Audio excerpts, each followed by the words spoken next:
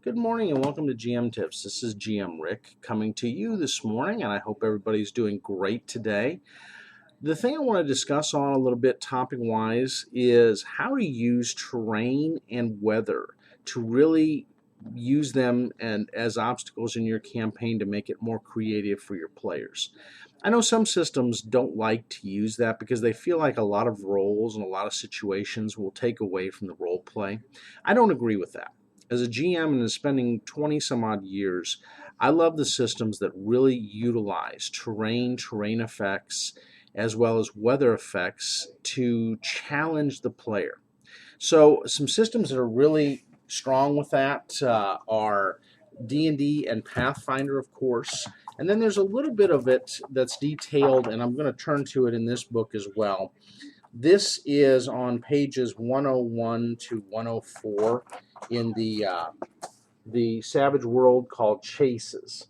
And they go a little bit into terrain as well as obstacles in these type of situations. So one of the things that I think is really important is how does a situation where you've got an odd terrain or trees or a forest, say you've got a battle in a forest or a chase in a forest, how does that affect your heroes and your player characters and your NPCs, all the above? So what we're going to look at is how does that affect it? And so I'm going to talk a little bit out of, again, my core system that I know the most of, which is Pathfinder.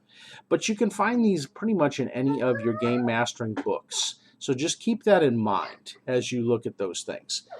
So we're going to refer to pages 424 to 439 in your core rulebook. And this is where that information is really contained. It starts with the title of Wilderness, and the title takes you through what kind of effects happen to your players when they go into terrains. I utilize terrain a lot. In my last two campaigns, I have especially utilized terrain and its effects. I'll give you a for instance and how these can make it a really fun situation. A character in one of my campaigns loves to play Aasimar, so our player. He really loves the Aasimar War Priest, and he plays them all of the time. So he loves the ability for flight, and he doesn't take wings. He just has that ability to, like Superman, fly through the air at the greatest of ease. So how can you level the playing field for your challenges and obstacles when the player has that kind of ability and you allow them to take that ability? Well, one of the things you can do is work with winds. And there's a table that talk about wind effects under weather. And this is back on page 439. And there is a table that details wind effects. And what does it do? Well, for instance, under wind effects, if you have a light wind, which is the 1 to 10 mile an hour winds, it doesn't affect the flying or doesn't allow a character to be blown away or pushed by the winds. However, you get to hurricane force winds, which are 75 to 174 miles an hour. It makes it impossible to use siege weapons or normal weapons against enemies because the weapons will be blown too hard. Siege weapons, if you're at a combat at a castle, say somebody's firing at the Aasimar from the ground, and it's in those high force winds. Well, guess what? They take a huge penalty for that. So, say somebody like the Aazimar's flying in those type of winds. Well, it says medium creatures are blown away. And the blown away effect, basically they are knocked prone to the ground by those winds. And then the other thing is the flying penalty. He gets a -12 on his maneuvers in those situations. How is that fun? Well, it's very fun if you think about it. The characters love to use their abilities and advantages to give them a real core advantage over your NPCs and the creatures that they're going to face. And sometimes that becomes a very lopsided advantage. However, if they're faced in a situation where they have high winds or terrain effects, like really rocky terrain they have to maneuver through, it limits what they can do as a hero. But on the flip side, it also gives them often protection from the enemy. So Utilize terrain. Terrain really makes a battle or a situation more interesting. It creates higher challenges and situations where your players have to think outside the box. So in Hurricane Force Winds, what can they do to affect an enemy, especially if the enemy is the one creating those winds? So say you've got a protean or some kind of creature that has come into from the outer worlds, come into existence in the regular planes. How can they face a creature that has those kind of abilities? As a GM, I challenge you, or a DM for Dungeons and Dragons, to really think outside the box when you put a situation together for your players. Don't just run day-to-day adventures and have no effects to the creatures or the things that you're working with. For instance, I'm running a winter campaign with my players, and one of the things they're faced with every day is freezing to death because temperatures never get above 32, and they always seem to go below 0. They get ice storms, they get snowstorms, high winds, and really treacherous terrain because it's very slick, especially if it's been packed down or if it's melted and refrozen. So I had players that were trying to cross rope bridges in this type of weather that would fall off the side of the said bridge, and they had to make rolls and checks to keep from flying down the ravine, which they were crossing across. Or a player, say, like the Azamar, who was flying, one of the players fell off the bridge, so instead of going to attack the monsters he was planning to do, he had to go play rescue mission with rescuing the paladin, who in heavy armor fell off into a frozen river. Again, makes it interesting for your players, makes it challenging. It really raises the bar. But again, it also raises the bar for the enemies as well. Because if they're human or humanoid, they have to face the same type of conditions. Now, it also can lopside things. Azamars are resistant to cold, so the normal cold effects of the spells and the creatures in the winter campaign had a damage reduction because they didn't affect them as much as a normal person. So there were goods and bads on both sides, but by using the terrain, by using those type of things, it makes the challenges higher. I'll give you another for instance. The players are going into a city where it is a frozen area. Well, everything that they go around and deal with is frozen. They can't get food very easy. In this type of realm, the cold rules. So anything they need for fire or fire magic is very rare to find. So it really challenges the players to have to create some of their own items and take skills and feats that they normally wouldn't have to take. What about taking them to a frozen world where for years upon end this world is frozen in ice? And then it goes to the opposite extreme in the summers. So now you have the challenges of one extreme to another that you challenge your players with. How about if they're in a desert? How are they dealing with things? Are they finding enough water? Do they take to create water spells? Are they taking endure elements? So you really challenge them. And then how is footing? In sand, it's very difficult to run, just like it's very difficult to run in ice and snow. So they have to buy specialized equipment, and they have to really think outside the box when it comes to solving their overall challenge. So keep this in mind. As a GM, don't look at these things as challenges for you. You are making the situation that much higher of a challenge for your players. So really think about that when you go in. How are the effects going on that day? Maybe make copies of the weather effects and what the weather's going to be for that day. So you make a random roll or make several random rolls ahead of time as a GM to say that the effects are going to be this day and this day. And you have everything laid out that'll make it more challenging for your players. I love those kind of situations because when you add terrain in there, you really challenge them to have to think as if they were in that situation. How would you deal with it on a ship in a blowing storm? I love that scenario because we had a lot of sailors going overboard that the players had to try to go rescue in high stormy conditions, which means they could drown as well. So they had to come to the life or death decision. Do I go in for my fellow sailor, or do I just try to play it safe and just say, wow, I'm really sorry that person's gone? You really call up in the players a different situation when you put in those challenges, and they're just as difficult and challenging as monsters. So when you want to create a unique campaign, put your players in a terrain that challenges them, up in the mountains, on the ocean, in the heat of a desert, in the heat of a jungle, with all the critters that can bite them and all the diseases and other things that can come along. Or maybe in a frozen wasteland where they're having to deal with, how do I find something to eat? What if my trail rations run out? What happens there? How do I create things? Do I take the spells that I need to? Again, you're taking and making a real memorable situation for your players by using these. And they'll have DC penalties. So for instance, survival. They have a whole survival table in the GM's guide, in the core rulebook, I'm sorry, in the GM section 4.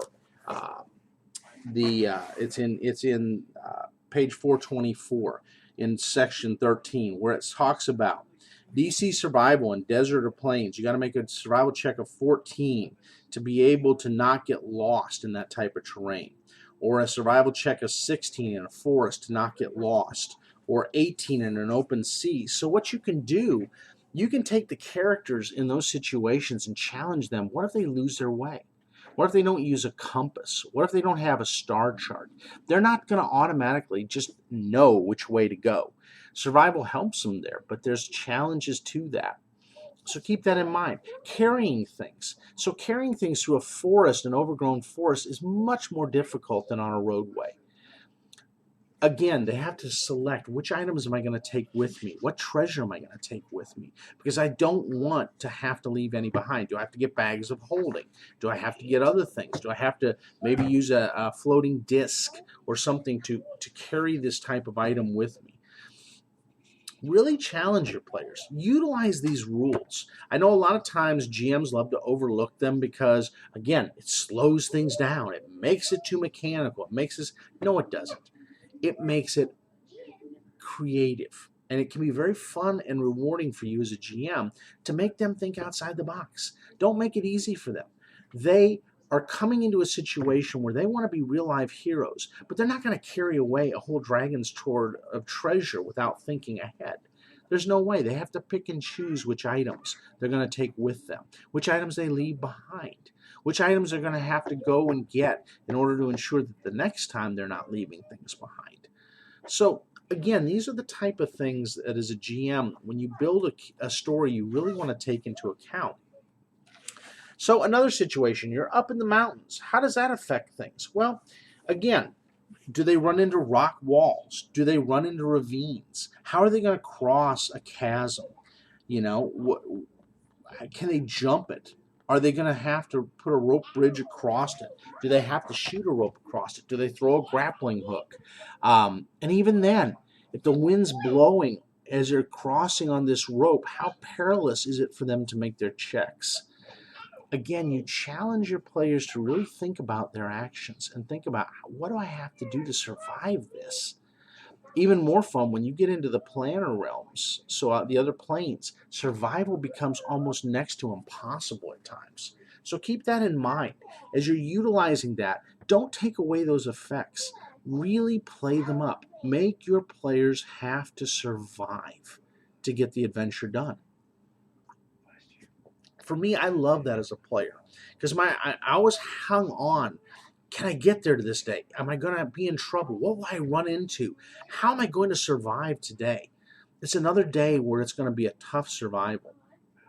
Great realm that was brought up in one of the adventure paths was going to the city of Brass, which is in the elemental realms of fire with the Ifrit. Well, guess what? It's hot all the time, and not just desert hot, like volcano lava hot.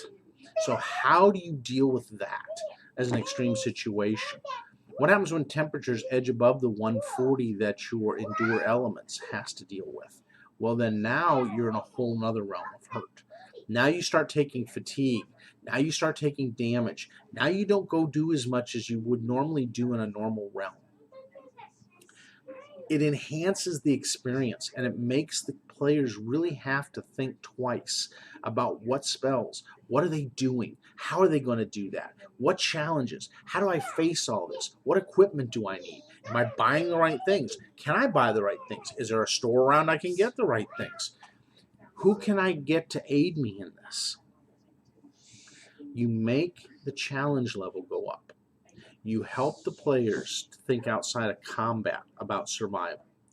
And see, that's where a lot of GMs will say, and DMs, I get tired of combat. My players get tired of combat. All we're doing is combat. Where's the role play? Where's the role play? Guess what? It's right there. It's right there for you as a GM to make their life challenging. Keep that in mind. And again, these aren't impossible odds. Characters can survive them, especially as they get to higher levels. The effects are not as much, but you can also ratchet them up to match the challenge of the player. So keep that in mind as well. Avalanches, love it. In fact, I can't wait to use an avalanche or two in my winter adventure, because avalanches are something that the party cannot prep for. I don't care how good you are. When Mother Nature drops the side of a mountain on you in snow, you got to think outside the box of how the heck am I going to survive this? And who's going to get carried off? Maybe an NPC gets carried off and killed. Maybe a PC does. Maybe they get buried. Maybe they have to dig their way out as quickly as possible, or they'll suffocate. These are things that will challenge your player beyond creatures. What happens if I'm out on a lake and all of a sudden the ice breaks and I fall in? What equipment do I have to get rid of to survive? Because guess what? You are not going to swim in a cold lake with plate mail on and a battle axe. Those things are going to go into that water. So those wonderful magic items that the player relies on so often all of a sudden go to the bottom of a frozen lake. What are you going to do now? Now you're out there in leather undercoat, and that's all you got, and you're freezing. And now you have to deal with it. Okay, so you got your endure elements. So it's not so bad for you. You still are having to deal with it. Because guess what? Even though you may have endure elements up and that cold in that lake isn't so bad for you, it's still weighing down your body. Cold water is tough to swim through.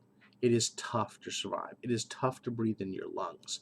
And I don't care how many endure elements you take, unless you got water breathing and other things, you're up a creek without a paddle. As a GM, you utilize these type of things. And so keep that in mind. Maybe plot in any one of your adventures 1 or 2 or 3 days where the Mother Nature lets loose in a way that players don't expect. Maybe it's a sandstorm out in the desert, a severe sandstorm that will strip you to the bone. How are you going to deal with it? Do you have a sanctuary you can put up? Do you have a portable place that you can go into a pocket dimension and wait till it passes? What have the players prepped for? Most times they've prepped offensive spells or defensive spells. So guess what? They're not prepping for that storm. So now here's a whole nother level of things. So now you get your Scorpion King type of thing where you're having to bury yourself wearing the little mask and trying to breathe without getting sand in your lungs and eyes. See, again, it makes it interesting for your players. So my advice, have a couple of these things sparse through your campaign. Some little ones, some bigger ones. Roll your weather ahead of time. Roll several days worth, especially if you know you're going to go through several days of a situation. Keep that in mind. Sorry, Mini GM loves to play with her cones in the background. But keep that in mind. You are dealing with these situations, and you really and truly want to get the players to think in those situations. So have them planned out. Have the storms planned out. Have the effects planned out. If creatures are summoned into the storm, so sometimes in storms on Golarion, the world that I run, There are lightning elementals that are brought into the storms. So lightning elementals may show up. Maybe in a heavy water storm, water elementals show up, or ice elementals in an ice storm. These are all things the players could come across that they wouldn't expect because the storm brings them. Again, keep it fun, keep it surprising, use terrain. And again, how do you deal with heavy, deep snow? Well, if you can't fly, you got to wade your way through the snow and try to combat, which again reduces your dexterity, which reduces the player's ability to dodge attacks, which now makes it all much more easier for the creatures, if they're snow-based creatures that are used to wading through that stuff, to battle the party. So keep all this in mind as you're using these situations and terrains. Don't go light over them. Don't glance over them. Don't just kind of gloss over them. Really take it into effect for your players.